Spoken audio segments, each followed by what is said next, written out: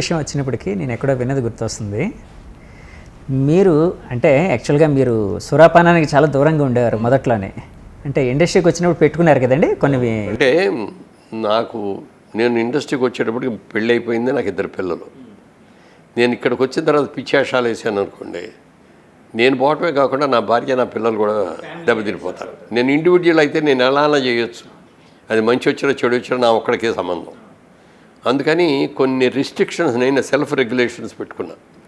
ఇండస్ట్రీలో ఉన్నంతవరకు తాగకూడదు, జోదం ఆడకూడదు, రేసులకు వెళ్ళకూడదు, వ్యభిచారాలకు వెళ్ళకూడదు, లవ్ అఫైర్లు ఉండకూడదు, ఇట్లా ఇవన్నీ కూడా పెట్టుకొని 100కి 100 పాళ్ళు పాటించాడు. కానీ ఆ తర్వాత అంటే సురాపానానికి వచ్చినప్పటికి అంటే డ్రింక్ వచ్చినప్పటికి నాగేశ్వరరావు గారు చెప్పిన మీదట మీరు ప్రారంభించారట కదా సార్, నిజమేనండి? రోజు అడిగారు నాగేశ్వరరావు గారు, మురళి నువ్వు ఈవినింగ్స్ ఏం తీసుకుంటావు అన్నారు. ఏం లేదంటే శుభ్రంగా ముంచేసి పడుకుంటారండి అన్న. అదేంటి డ్రింక్ ఏం తీసుకోవా అన్నారు. లేదండి అన్నాడు. మరి నిద్ర పడుతుంది అన్నాడు. బ్రహ్మాండంగా పడుతుందని పడుకోగానే నిద్ర వచ్చేస్తుందండి అన్న. కాదయ్యా 60 ఏళ్ళు దాటిన తర్వాత కొంచెం మన నర్వ్స్ అన్ని కొంచెం వీక్ అవుతాయి. రోజు ఒక పెగ్ కానీ 2 పెగ్గలు కానీ అంటే మెడిసిన్ లాగా తీసుకుంటే అది నరాలన్నీ యాక్టివైజ్ అవుతాయి, బాగుంటుంది, మంచి నిద్ర పడుతుంది, ట్రై చేయి బాగుంటుంది అన్నారు. పెద్ద ఆయన చెప్పాడు, అంత అనుభవజ్ఞుడు. సరే ట్రై చేద్దాం అనుకొని, మరి ఏం తీసుకోమంటారండి, ఇందులో చాలా రకాలు ఉంటాయి కదా. తీసుకుంటే వైన్ తీసుకో, లేకపోతే మంచి బ్రాండీ తీసుకో. విస్కీలు అవన్నీ కాకుండా బ్రాండీ, మంచి ఇంపోర్టెడ్ బ్రాండీలు వస్తాయి. ఆ ఇంపోర్టెడ్ బ్రాండీలు తెప్పించుకొని రోజు 1 పెగ్గు, మ్యాక్సిమం 2 సెకండ్ పెగ్, అంతకు మించి తాగకూడదు అని చెప్పారు. ట్రై చేశాను. ఇంటికి వెళ్ళి షూటింగ్ నుంచి ఇంటికి వెళ్ళేటప్పటికే 9-9:30 అయ్యేది. అప్పుడు వెళ్ళి స్నానం చేసి కూర్చొని డ్రింక్ ఓపెన్ చేసి ఆ డ్రింక్ తాగి భోజనం చేసేవాడు 12 అయిపోయేది. అప్పుడు దాకా మావిడ అట్లా చూస్తూ కూర్చుండవలసి వచ్చేది. మళ్ళీ పొద్దున్నే షూటింగ్కి వెళ్ళడానికి నిద్ర తాలక కళ్ళన్నీ ఏర్పడిపోయి, ఇది మనకు కుదరదులే అని చెప్పి మళ్ళీ కంటిన్యూ చేయలేదు అసలు. కాబట్టి ఇప్పుడు ఏంటంటే సొసైటీలో తప్పదు కాబట్టి, వివిధ రంగాల్లో ఉన్నాం కాబట్టి, ఫంక్షన్స్లో మాత్రం, గ్యాదరింగ్స్లో మాత్రం 1 డ్రింక్ ఆర్ 2 డ్రింక్స్ ఉంటాయి, అంతకంటే ఎక్కువ తీసుకో. యాక్చువల్గా ఈ సినిమా ఇండస్ట్రీ అనేది ఒక అద్భుతమైన ప్రపంచం. అట్ ద సేమ్ టైం అనేక రకమైన అట్రాక్షన్స్ ఉంటాయి కదండి. సో మనసుని ఇదిగా చాలా స్ట్రాంగ్గా ఉంచుకుంటూ అంటే ఆ వాల్యూస్ పాటించడం అనేది చాలా గొప్ప విషయం, చాలా కష్టమైన విషయం. మీరు ఎట్లా అలాగ నెగ్గుకొచ్చేవారు? అంటే బిగినింగ్ నుంచి నేను చాలా స్టబన్గా ఆ విషయంలో వీటికి మనం కట్టుబడి ఉండాలి. రేపు పొద్దున్న నా భార్య కానీ నా పిల్లలు కానీ మా నాన్న ఇట్లాంటి ప్రవర్తన మూలంగా మా ఫ్యామిలీ నాశనం అయింది అనే మాట అనకూడదు. ఎప్పుడన్నా నా గురించి చెప్పదలుచుకుంటే భార్య కానీ పిల్లలు కానీ గర్వపడేటట్టు చెప్పుకోవాలి తప్ప ఇది కాకూడదు అనేది బాగా నిర్దిష్టమైన భావం. దానికి పూర్తిగా కట్టుబడి ఉంటాను. సో అలాంటి ఆలోచనలే వచ్చావు కాదు? అసలు దగ్గరికి కూడా రానిచ్చేవాడు కాదు. చాలా అట్రాక్షన్స్ వచ్చాయి, చాలా పిలుపులు వచ్చాయి, చాలా ఇది ఉండేవి, ఏది దగ్గరికి రానివాడు. సార్ అప్పట్లో మీది కొంతమంది హీరోయిన్లతో హిట్ కాంబినేషన్ అండి. మీరు జయసుధ గారు, మీరు జయప్రద గారితో ఎక్కువ చేశారండి? జయప్రదతో కూడా చేశారు కానీ ఎక్కువ కాదు. జయసుధ చేసాం, జయచిత్ర నేను చేసాం, ప్రభా నేను చేసాం, సరిత నేను. ఇందులో ఒక హీరోయిన్తో మీకు అంటే ఎలాంటి అంటే ఒక ఫ్రెండ్షిప్ తప్ప, స్వచ్ఛమైన ఫ్రెండ్షిప్ తప్ప ఇంకేమీ లేకపోయినా కూడా పెళ్లి చేస్తారంట సార్? అదే తమిళ్లో ఎల్లో జర్నలిజం ఎక్కువ, తమిళనాట మనకు లేదు. మనకు తెలుగులో ఎల్లో జర్నలిజం లేదు. హిందీ వాళ్ళకి ఎక్కువ ఉంటుంది, తమిళ వాళ్ళకి ఎక్కువ ఉంటుంది. అంటే గ్యాసిప్స్ ఇవన్నీ, గ్యాసిప్లు అన్ని గ్యాసిప్లే పేపర్లలో. పైగా వాళ్ళు న్యూస్ పేపర్లో రాస్తారు, మెయిన్ డైలీ న్యూస్ పేపర్స్లో రాస్తారు. అవి నాది జయచిత్రి నాది పెళ్ళి అని చెప్పి దినతంతి అని తమిళ పేపర్ ఉండేది, daily paper, almost 2nd highest circulation paper అది. దాంట్లో ఫస్ట్ పేజీలో సెకండ్ మెయిన్ హెడ్డింగ్లో వేసాడు. ఇది వేస్తే నేను చాలా స్టన్ అయిపోయాను, అప్సెట్ అయిపోయాను బాగా. అబ్బాయికి నాకు అసలు ఏ విధమైన సంబంధం లేదు, నెంబర్ ఆఫ్ ఫిల్మ్స్ కలిసి చేస్తున్నాం అంతవరకే. షూటింగ్కి వెళ్ళేటప్పుడు ఒక్కోసారి ప్రొడ్యూసర్ వేస్తుంటే హీరో హీరోయిన్లో కారులో వెళ్ళండి అని పంపిస్తూ ఉంటాను. అట్లాగా కలిసి వెళ్ళేమేమో తప్ప అవుట్ ఆఫ్ షూటింగ్ ఎప్పుడూ ఎక్కడికి కలవటం కానీ వెళ్ళటం కానీ లేదు. షూటింగ్ అవగానే అందరికీ గుడ్ నైట్ అండి నేను చెప్పడం, ఎవరు దవనాలు వెళ్ళిపోవటమే తప్ప ఇది కాదు. అవన్నీ వస్తూ ఉంటాయి. అంటే ఎందుకంటే ఇప్పుడు మనం ఏ తప్పు చేయలేనప్పుడు మన మీద ఒక ఆరోపణ ఏదో వచ్చినప్పుడు అది ఏంటంటే ఒకరికో ఇద్దరికి తెలిస్తే సరే వాళ్ళకి చెప్పుకోవచ్చు, కానీ ఇది ప్రపంచం మొత్తానికి తెలిసిపోయింది. సినిమా వాళ్ళంటే, సినిమా హీరోలు అంటే అది జరిగిన రోజున చాలా అప్సెట్ అయ్యాను నేను. అప్సెట్ అయ్యాను. దానికి తగ్గట్టు మా ఫస్ట్ ప్రొడ్యూసర్ పూర్ణచంద్రరావు గారు పేపర్లో ఆ న్యూస్ చదివి నాకు ఫోన్ చేశారు. బాబు ఎక్కడున్నావు అంటే వాహిని స్టూడియోలో ఉన్నానండి అన్న. ఇప్పుడు దాకా షూటింగ్ అంటే సాయంత్రం దాకా ఉంటుందండి అన్న.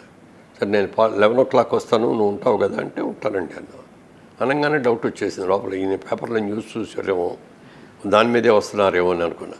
వచ్చిన తర్వాత మేకప్ రూమ్లోకి తీసుకెళ్ళి, బాబు నీ సంగతి నాకు తెలుసు, నువ్వు అలాంటి పనులు చేస్తావని కాదు, కానీ ఒకవేళ ఏదైనా పొరపాటున అలాంటి పని ఏదైనా చేస్తూ ఉంటే నిన్ను వారం చేద్దామని వచ్చాను అన్నాడు. సార్ అలాంటి పని పొరపాటు ఎప్పుడు చేయను సార్, నా గురించి మీరు ఎప్పుడు తెచ్చుకున్నా గర్వంగా చెప్పుకునేటట్టు ఉంటాను తప్ప మీరు తల ఉంచుకునేటట్టుగా నేను చేయను, ఏమీ లేదండి బోగస్ అండి అది అని చెప్పి దాని మీద బాగా కోపం వచ్చి విజయబాబు రెడ్డి గారి ఆఫీస్కి వెళ్ళి ఆయనతో కూర్చొని అర్జెంటుగా ఒక లాయర్ని పిలవండి, డిఫర్మేషన్ సూట్ ఇయ్యాలి మీద పేపర్ మీద. అది వద్దులే, అప్పుడే డిఫర్మేషన్ సూట్ ఎందుకు, ఒక లాయర్తో మాట్లాడి లాయర్ నోటీస్ ఇద్దాం, నువ్వు కనుక రెస్పాండ్ అయ్యి దీనికి సంజయ్ ఇష్యూ అవ్వకపోతే నీ మీద కోర్టులో కేసుకి పెడతామని పెడదామని చెప్పి అట్లా పంపిస్తే 2వ రోజు ఆడు పరిగెత్తుకొచ్చాడు. సారీ అండి మా రిపోర్టర్ ఎవడో తప్పుగా ఇచ్చారు, అందుకని ఇలా చేసాం, క్షమించండి అన్నారు, వదిలేసాం. ఒక నెల రోజులు అయిన తర్వాత అప్పుడు ఇక్కడ అక్కడ షూటింగ్ జరుగుతూ ఉండేవి. ఓ రోజు మార్నింగ్ షూటింగ్కి జయచిత్రేమో ఒక సినిమాకి ఇచ్చింది, నేను వేరే సినిమాకి వచ్చాను.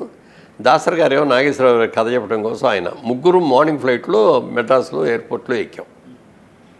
అది చూశాడు, అది ఎంత తేడు చూసి మళ్ళీ ఆ రోజున మేము చెప్తే అందరూ కూడా బోగస్ తప్పు అన్నారు. దాసర్ గారి నాయకత్వంలో వీళ్ళిద్దరూ హైదరాబాద్ వెళ్ళి పెళ్లి చేసుకుంటున్నారు. ఇక ఆ తర్వాత ఇక అన్నీ అలవాటు అయిపోయి ఇక అన్నీ నెగ్లెక్ట్ చేయటమే, వాటికి ఇంపార్టెన్స్ ఇవ్వకూడదు, ఇవన్నీ బోగస్ అని అందరికీ తెలుసు. కానీ అవి అప్పట్లో జనాలు కూడా అంటే వాళ్ళు చాలా ఇంట్రెస్టింగ్గా చూడడం చదవడం ఇవన్నీ చేసేవారు కదా సార్. ఎందుకంటే సినిమా వాళ్ళంటే ఒక డెమిగాడ్ లాగా వాళ్ళు రాగానే ముందు సినిమా న్యూస్ చూసేవాళ్ళు చాలామంది ఉంటారు. మెయిన్ హెడ్డింగ్లు ఇంకా రాజకీయాల కంటే కూడా గేమ్స్ ఉంటే గేమ్స్, లేకపోతే సినిమా, ముఖ్యంగా లేడీస్ అయితే పూర్తిగా సినిమా పేజీయే చూసేవారు. సార్ అలాగే మీకు లేడీస్ ఫ్యాన్ ఫాలోయింగ్ బాగా ఎక్కువ కదండి అప్పట్లో, అంటే మీరు చేసిన సినిమాలు వాటన్నిటి బట్టిని. సో అంటే వాళ్ళు ఎప్పుడైనా అంటే అలాంటి అభిమానుల్లో మీకు గుర్తించుకోదగ్గ అభిమానులు అంటే ఏవైనా వచ్చి కలవడానికి ఎంతోమంది వస్తూ ఉంటారు కదండి, ఎక్కడెక్కడో షూటింగ్లు అయ్యేటప్పుడు హీరో గారిని కలవడానికి, వాళ్ళ అభిమాన నటులను కలవడానికి వస్తూ ఉంటారు. అలాగే వచ్చి మిమ్మల్ని సర్ప్రైజ్ చేసిన సంఘటనలు ఏమైనా ఉన్నాయా సార్? అంటే ఒక ఆవిడ వచ్చేదండి ఎవ్రీ ఇయర్, ఈ ఏమంటారు ఇది రాఖీ పౌర్ణమి ప్రతి సంవత్సరం అమ్మాయి వచ్చి రాఖీ కట్టి వెళ్ళేది. రాఖీ కట్టిన తర్వాత ఉట్టి చేతులతో పంపకూడదని ఎంతో కొంత జేబులో వచ్చి డబ్బులు తీసి ఇచ్చి ఆ స్వీట్ ఏదైనా ఉంటే అమ్మాయి స్వీట్ కూడా అమ్మాయి తెచ్చేది, రాఖీ కట్టి స్వీట్ పెట్టేది. అట్లా ఎవ్రీ ఇయర్ ఎక్కడున్నా సరే వచ్చేసి చేసేది. మేము అవుట్డోర్లో ఉన్నా కూడా అవుట్డోర్ దగ్గరికి రావటం కానీ, లేకపోతే అక్కడి నుంచి తిరిగి రాగానే రావటం కానీ అట్లా. ఎక్కడి నుంచి వచ్చేవారు సార్ ఆవిడ? కాకినాడ వాళ్ళది, మరి అక్కడి నుంచే వచ్చేది అనుకుంటా. తర్వాత ఇంకా ఎప్పుడు అంటే ఈ మధ్య కూడా అప్పుడప్పుడు వస్తూనే ఉంటుంది. వస్తూ ఉంటారండి. రాఖీ పౌర్ణమి అప్పుడు వచ్చేసి కడతా ఉంటారు. నిజంగా అది చాలా గొప్ప విషయం కదా సార్. అంటే ఎవరో తెలియని ఒక మనిషి మనల్ని అలా అభిమానిస్తూ మనల్ని ఒక ఓన్ చేసుకునే ఒక మన మనిషి, ఒక అన్నదమ్ముల బంధం. అలాంటి అభిమానం కొంతమంది చూపించే అభిమానం చూస్తే మనం ఏమి ఇచ్చి రుణం తీసుకోగల వాళ్ళని అని అనిపిస్తుంది. బహుశా ఎన్టీఆర్ గారు పార్టీ పెట్టడానికి కూడా అది కూడా ఒక కారణం అయ్యి ఉంటుంది కదండి. అభిమానులకి అంటే తెలుగు ప్రజలు నాకు ఇంత ఇచ్చారు కాబట్టి నేను వాళ్ళకి ఏదైనా తిరిగి ఇవ్వాలి చెప్పారు ఆయన. ఇన్నాళ్ళు నాకు ఇన్ని రకాలుగా ఇచ్చారు, నేను వాళ్ళకి ఏం చేస్తున్నాను, ఇప్పుడు దాకా సంపాదించింది చాలు, వద్దని అనుకొని ఇక్కడి నుంచి నేను ప్రజల కోసం చేయాలి అని పార్టీ పెట్టించారు. సార్ మీరు చెన్నైలో ఉండేటప్పుడు అలాగే తమిళ సినిమాలు ఏమైనా చేశారు సార్? ఒక్కటే చేశాను. సో నేను కమల్ హాసన్ గారు కలిపి ఒక సినిమా చేశాను. కమల్ గారితో అండి. ఏ సినిమా సార్ అది? మణిధరిల్ ఇత్రి నిరంగళ అని, మనుషుల్లో ఇన్ని రకాలు ఉంటారా అన్న టైటిల్ అది. అందులో ఎలాంటి క్యారెక్టర్ సార్ చేశారు? అందులో నేను శ్రీదేవి ఒక క్యారెక్టరు, కమల్ హాసన్ గారును ఇంకో అమ్మాయి పేరు ఏదో ఉంది, వాళ్ళిద్దరు ఒక పేరు. సో మీరు చెన్నైలో ఉండేటప్పుడు ఒక తమిళ సినిమా చేశారు. అక్కడ ఎంజీఆర్ గారు ఇలాంటి వాళ్ళని ఎప్పుడైనా అంటే వాళ్ళతో యాక్ట్ చేసే అవకాశం వచ్చింది సార్ మీకు? తమిళ వాళ్ళతో యాక్ట్ చేయలేదు. కానీ అనంతముల అనుబంధం సినిమా షూటింగ్కి వచ్చేసి ఫస్ట్ క్లాప్ కొట్టింది ఆయనే. సినిమా సక్సెస్ అయిన తర్వాత 100 days ఫంక్షన్ షీల్డ్లు ఇచ్చింది ఆయనే. అంటే రామారావు గారు, ఎంజీఆర్ గారు బాగా క్లోజ్గా ఉండేవారు. అలాగే నాగేశ్వరరావు గారు, శివాజీ గారు బాగా క్లోజ్గా ఉండేవారు. బహుశా వాళ్ళ ఇమేజ్లు కూడా దానికి ఆ విధంగా దోహదపడి ఉంటాయండి.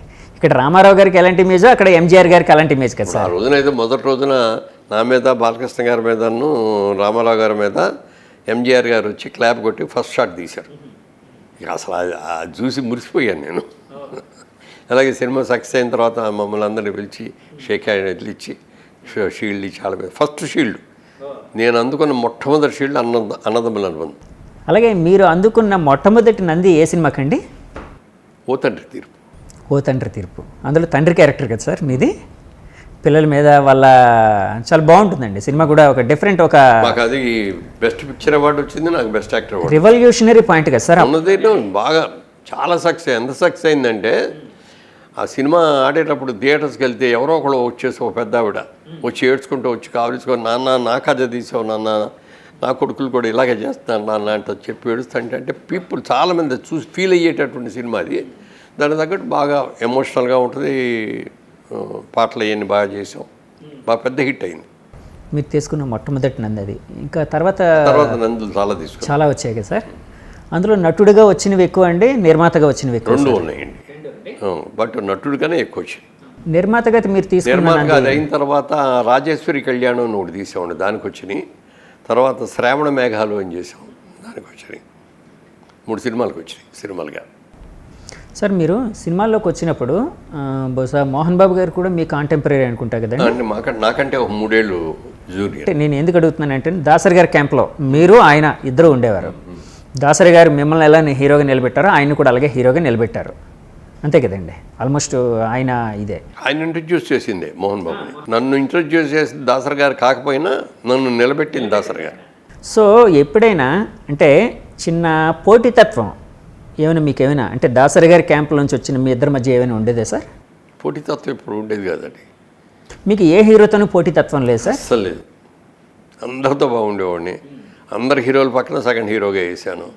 నాతో యాక్ట్ చేయడానికి వాళ్ళు కూడా సంతోషపడుతూ ఉండేవారు. సోమన్ బాబు గారు అయితే అమితంగా ప్రేమించేవారు. నాగేశ్వరరావు అట్లాగే. కృష్ణరాజు గారు వాళ్ళ బ్యానర్లో కూడా 3-4 సినిమాలు చేశాను.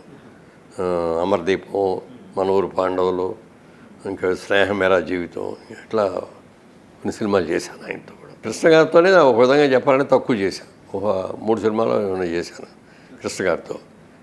విజయ నిర్మల గారితో చేశాను మళ్ళీ ఆవిడ బ్యానర్ మీద, విజయకృష్ణ బ్యానర్ మీద.